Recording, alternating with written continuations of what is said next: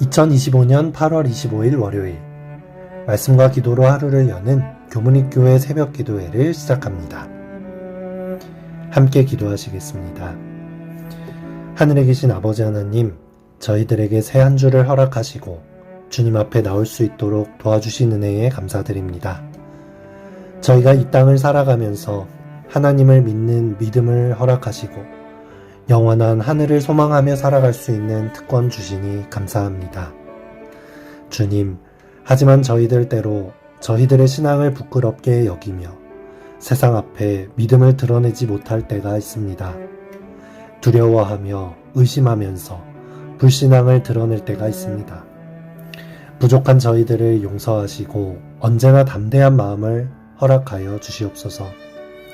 저희들의 삶을 통해 세상에 예수 그리스도를 드러내는 참된 성도 되게 하여 주시옵소서. 저희를 사랑하여 주신 예수님 이름으로 기도드리옵나이다. 아멘. 성도 여러분 안녕하십니까?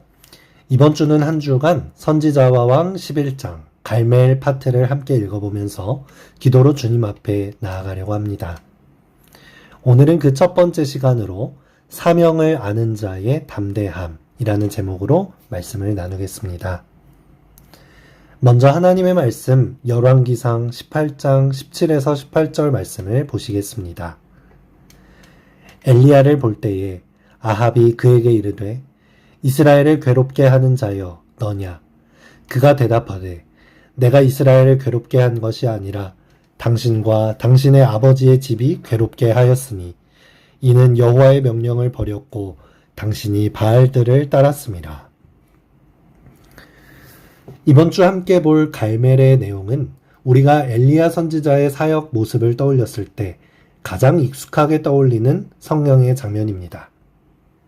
참되신 여호와 하나님께서 거짓인들에게 통쾌한 승리의 모습을 보여주시는 장면이기 때문에 우리가 이 말씀을 읽을 때 항상 마음의 감동을 받고 우리도 이러한 믿음의 승리를 경험하기를 바라게 되는 내용이죠. 우리가 이 내용을 좀 더 자세히 들여다보면서 이 말씀을 통해 우리에게 하시고자 하는 하나님의 말씀이 무엇인지 그 음성을 들어보고 우리도 이러한 승리를 경험하는 시간 되기를 바라겠습니다. 우리가 읽은 본문 말씀은 악한 왕이었던 아합이 엘리야에게 말할 때에 엘리야가 전혀 주눅들지 않고 담대하게 맞서서 대답하며 오히려 하나님의 권위로 왕을 견책하는 모습을 그리고 있습니다. 여러분, 우리는 때로 우리의 믿음의 고백을 당당하고 떳떳하게 하지 못할 때가 있음을 이 시간 고백합니다.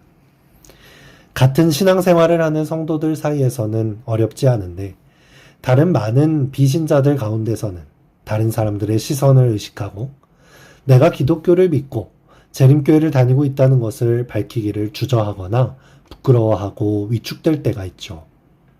그리고 마치 신앙 없는 사람처럼 그냥 다른 사람들과 똑같이 삶을 살아가곤 합니다. 하지만 오늘 말씀 속에서 엘리야의 모습은 어떻습니까? 엘리야는 왕 앞에서도 전혀 위축되지 않았고 그는 한 나라의 왕보다 더 크신 하나님 앞에 선 하나님의 종으로서 당당하게 왕에게 오히려 명령하는 모습을 보게 됩니다. 선지자와 왕 143페이지입니다. 아합 앞에 선 엘리야는 온 이스라엘을 갈멜산 위에 모이도록 해서 자기와 바알과 아스다롯의 선지자들을 만나도록 요구하였다. 엘리야는 보내어 온 이스라엘과 이세벨의 상에서 먹는 바알의 선지자 450인과 아세라의 선지자 400인을 갈멜산으로 모아 내게로 나오게 하라고 명하였다. 이 명령은 바로 여호와의 어전에 선 것처럼 보이는 사람에게서 나왔다. 아합은 마치 선지자는 왕과 같고 왕은 신하인 것처럼 그 명령을 즉시 순종했다. 우리가 하나님께서 함께 하시는 승리를 하기 위해서는 먼저 하나님 앞에 선 것처럼 당당하게 죄와 우상들을 대적하고 선포할 줄 알아야 합니다. 예수님께서는 이미 승리하셨고 우리에게 그 승리를 누리게 하여 주시려고 하는데 우리는 마치 패배자처럼 숨기 바쁘고 선과 악의 대쟁투에 당당히 맞서지 않으면 우리 삶 속에서 죄와의 전쟁은 시작되지도 않을 뿐더러 승리는 경험할 수도 없는 것입니다. 사단은 수많은 숫자나 눈에 보이는 세상의 화려한 것들로 우리를 주눅들게 하고 겁을 주지만 사실 그 모든 것들은 온 우주의 주권자 되시는 하나님 한 분을 의지하는 것만으로도 아무 능력을 행하지 못하게 되는 것입니다. 그런데 엘리야가 이렇게 왕 앞에서도 심지어는 자신의 편은 하나도 없는 수많은 군중 앞에서도 홀로 서서 이토록 당당할 수 있었던 이유가 무엇일까요? 물론 하나님께서 함께 하신다는 사실을 알고 있기 때문이지만 선지자와 왕은 더 구체적인 이유를 기록하고 있습니다. 아합 왕과 거짓 선지자들을 대해 마주선 모여든 이스라엘 군중에게 둘러싸여 엘리야는 여호와의 영광을 옹호하기 위하여 나타난 사람으로 혼자였다. 선지자는 부끄러워하거나 두려워하지 않고 하나님의 명령을 집행해야 할 자신의 사명을 충분히 인식하고 군중들 앞에 서 있었다.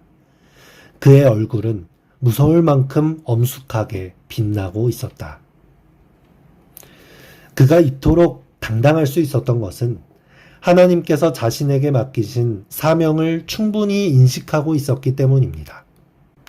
내가 하는 일이 나의 일이 아니라 하나님께서 맡기신 일이라는 것을 정확히 알았고, 그렇기 때문에 내가 어떠한 일을 할 때 하나님께서 일하실 것이며 내가 말할 때 하나님께서 말하실 것임을 확실히 안 것입니다. 우리도 엘리야와 같이 하나님께서 내게 맡기신 사명이 무엇인지 알 때 우리는 두려워할 필요가 없습니다. 세상 앞에서 믿음이 작아 보이기만 할 때, 나의 영향력이 너무나도 미미하여 선한 선택을 도저히 할 수 없을 것 같을 때, 우리는 우리의 인생을 통해 하나님께서 이루실 사명이 있다는 것을 기억해야 합니다. 사명은 엘리야가 갈멜산에서 거짓 선지자들과 싸우는 이런 거창한 일에만 담겨 있는 것이 아닙니다. 우리가 승리해야 할 선과 악의 대쟁투는 내 모든 선택들마다 진행됩니다.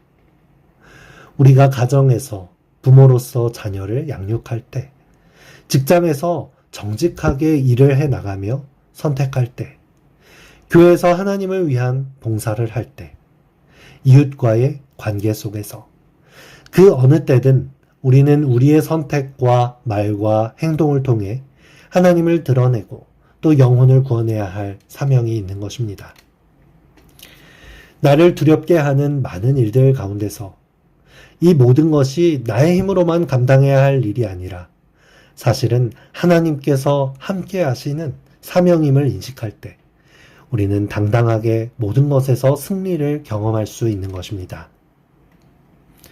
고린도후서 5장 20절에서는 바울이 이러한 고백을 하죠. 그러므로 우리가 그리스도를 대신하여 사신이 되어 하나님이 우리를 통하여 너희를 권면하시는 것 같이. 바울은 험난한 선교 여행의 여정 가운데서도 늘 당당하게 임할 수 있었던 것은 자신이 하나님께서 보내신 사신이라는 것을 인식하고 있었기 때문입니다. 우리 한번 따라해 보실까요? 우리는 하나님의 사명을 가지고 보내심을 받은 하나님의 대사이다. 나는 하나님께서 보내신 사신이다. 우리 모두가 하나님께서 보내신 대사가 되어 모든 선과 악의 대쟁투에서 승리하시는 모든 성도가 되기를 간절히 바라며 오늘 말씀을 마칩니다. 이 아침 함께 기도할 제목입니다. 새로운 한 주일 말씀 안에 승리하고 기도하는 한 주 될 수 있도록 하나님의 사명을 인식하고 하나님의 사신으로 살아갈 수 있도록 나의 힘이 아닌 하나님의 힘으로 승리를 경험할 수 있도록 어린 자녀를 둔 3040 세대의 신앙과 교육을 위하여 패스파인더 분이엘 청소년교회 청년선교회를 위하여 이 시간 함께 기도하겠습니다.